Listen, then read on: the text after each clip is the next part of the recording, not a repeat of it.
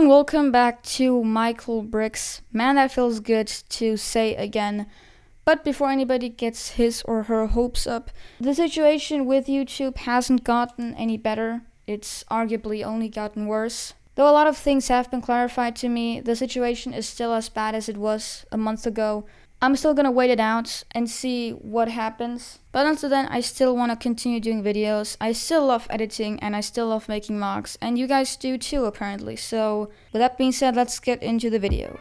The mock is built on one of my favorite base plates, which is the 32x16 base plate. My main goal with this mock was to create something very natural and realistic looking, and just get better at building nature.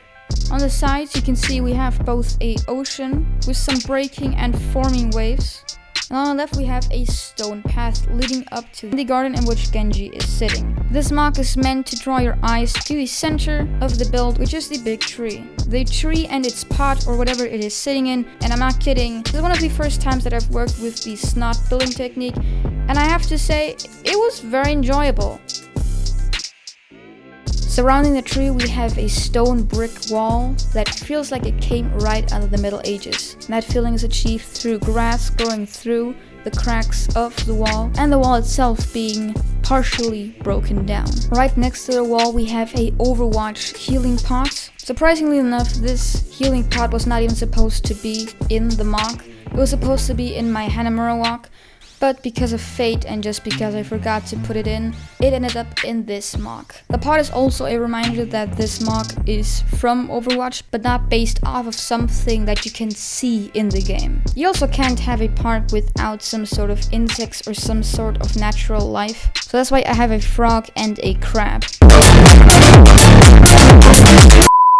One regret I have with this build is not buying some more leaves for my tree. When you look at the tree's top at a horizontal angle, you'd also say it's fairly flat. I tried to make it as oval as possible by just bunching up leaves on the top, or maybe even try to do it round. But all the leaves that you can see on the tree right now are actually all the leaves that I have. Maybe in the future I'll buy some more leaves from Bricklink when another situation like this comes up. One regret I have for this mock is not including Zenyatta. Zenyatta, of course, was Genji's mentor, but if you didn't know, Zenyatta is not a current official LEGO minifigure. I searched for some tutorials on the internet on how to custom build him, but it's really complicated and sometimes he's just oversized.